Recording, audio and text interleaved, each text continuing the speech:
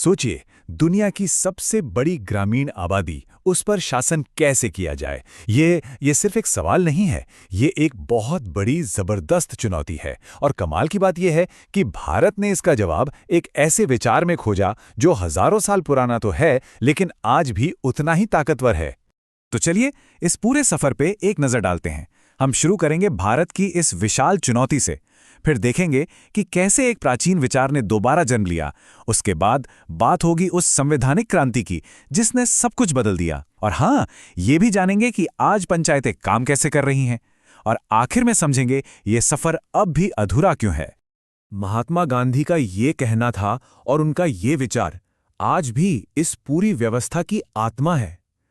पता है, ये सिर्फ शासन का कोई तरीका नहीं है, ये लोगों की ताकत पर भरोसे का एक पूरा दर्शन है। तो चलिए सबसे पहले इस चुनौती का साइज समझते हैं, है ना। भारत के करोड़ों करोड़ों लोग गांवों में बसते हैं। अब लोकतंत्र को उन तक पहुंचाना, उनकी आवाज को सत्ता के गलियारों तक लाना, असल में यही तो इस पूरी कहानी का मकसद है। तो ये पंचायती राज आखिर है क्या? चलिए इस शब्द को ही तोड़कर समझते हैं। पंचायत मतलब 5 लोगों की सभा, और राज का मतलब तो जानते ही हैं, शासन। सदियों से होता ये था कि गांव के सबसे सम्मानित 5 लोग एक साथ बैठते थे और वहीं के वहीं सबके सामने किसी भी मसले को सुलझा देते थे। लेकिन एक मजेदार बात यह है कि आज की जो ये आधुनिक व्यवस्था है ना, ये कोई नया आविष्कार नहीं है, बिल्कुल नहीं। ये उसी प्राचीन परंपरा का एक नया जन्म है, एक ऐसा आइडिया जिसे समय के साथ जैसे भुला ही दिया गया था। बस एक बार कल्पना कीजिए, गांव में कोई बड़ा सा पेड़ है और उसके नीचे गांव के बड़े बुजुर्ग एक साथ बैठकर किसी भी झगड़े, किसी भी विवाद का हल निकाल रहे हैं। कोई बाहरी अदालत नहीं, कोई पुलिस की जरूरत नहीं। यही था जमीनी स्तर पर न्याय और शासन का सबसे सीधा और सबसे सरल रूप। इसकी जड़ें कितनी पुरानी हैं, इसका अंदाजा लगाइए। 1700 ईसा पूर्व के ऋग्वेद में भी सभाओं का जिक्र मिलता है। लेकिन फिर आया ब्रिटिश शासन और उन्होंने अपनी पकड़ मजबूत करने के लिए इस पूरी व्यवस्था को ही तोड़ दिया। खैर, आज़ादी के बाद 1957 में बलवंतराय मेहता समिति ने इसे फिर से जिंदा करने का रास्ता दिखाया, और फिर 1959 में प्रधानमंत्री नेहरू ने राजस्थान के नागौर से इसे दोबारा शुरू करके एक नया इतिहास रच दिया। लेकिन असली गेम चेंजर आना अभी बाकी था। देखिए, तब तक ये बस एक सरकारी योजना की तरह थी। और फिर आया साल 1992, जिसने सब कुछ बदल कर रख दिया।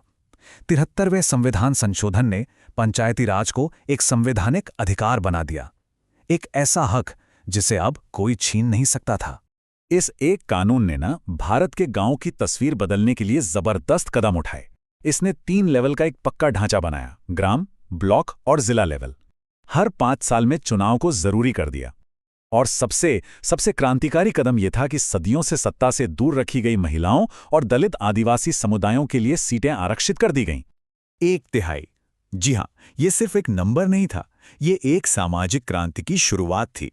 सोचिए, पहली बार देश के लाखों गांवों में महिलाओं के लिए लीडरशिप के दरवाजे कानूनी तौर पे खोल दिए गए। और उस 1/3 का नतीजा ये है कि आज भारत में 14 लाख से भी ज्यादा चुनी हुई महिला प्रतिनिधि हैं। 14 लाख! जरा इस नंबर के बारे में सोचिए, ये तो दुनिया के कई देशों की कुल आबादी से भी ज्यादा है। ये जमीनी स्तर पर महिला सशक्तिकरण का शायद दुनिया का सबसे बड़ा उदाहरण है। लेकिन रुकिए, कहानी यहीं खत्म नहीं होती। आज 20 से ज्यादा राज्य ऐसे हैं जिन्होंने और हिम्मत दिखाई और इस आरक्षण को 33% से बढ़ाकर सीधा 50% कर दिया है।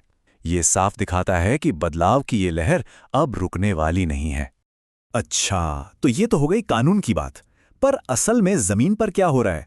मतलब आज की पंचायतें काम कैसे कर रही हैं और कैसे टेक्नोलॉजी इस पूरी व्यवस्था में एक नया जोश भर रही है। चलिए देखते हैं। देखिए, ये सिर्फ सीटें भरने की बात नहीं है, ये असल बदलाव लाने की कहानी है।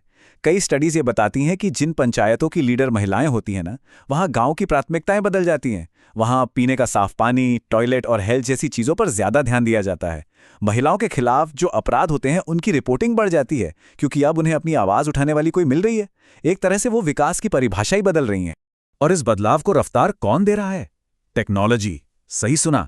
अब पंचायत का काम सिर्फ कागजों तक ही सीमित नहीं रहा। एक डिजिटल क्रांति है जो गांव-गांव पहुंच रही है, और ये शासन को पहले से कहीं ज्यादा पारदर्शी और असरदार बना रही है। जरा सोचकर देखिए, ई ग्राम स्वराज के जरिए अब कोई भी गांव वाला अपने फोन पर देख सकता है कि भाई सड़क के लिए कितना पैसा आया और वो खर्च कहाँ हुआ।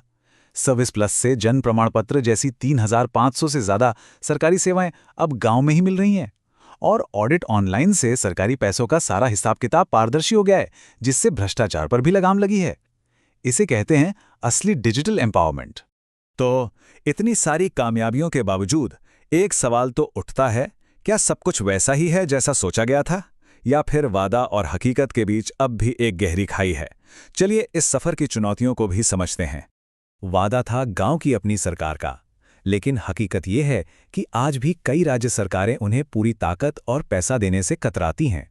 वादा था सच्चे प्रतिनिधित्व का, लेकिन आज भी पंचपति की कड़वी सच्चाई हमारे सामने है।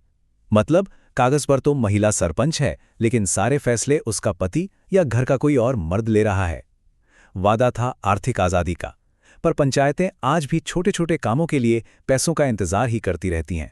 तो आखिर वो कौन सी रुकावटें हैं जो इस सपने को पूरा होने से रोक रही हैं? एक तो है पैसों की कमी, दूसरा बड़े नेताओं और अफसरों का दखल, और शायद सबसे बड़ी चुनौती है वो सामाजिक सोच, जो आज भी महिलाओं और दबे कुचले लोगों को बराबरी का हक देने से हिचकिचाती है। तो आखिर में सवाल यही बचता है, एक तरफ है टेक्नोलॉजी और महिला नेतृत्व की बढ़ती ताकत, और दूसरी तरफ हैं वही पुरानी चुनौतियां। तो क्या भारत के गांव अपनी किस्मत खुद लिख पाएंगे? क्या ये प्राचीन विचार अपने इस आधुनिक रूप में पूरी तरह से कामयाब हो पाएगा? इस विशाल लोकतांत्रिक प्रयोग का भविष्य शायद इन्हीं सवालों के जवाब में छिपा है।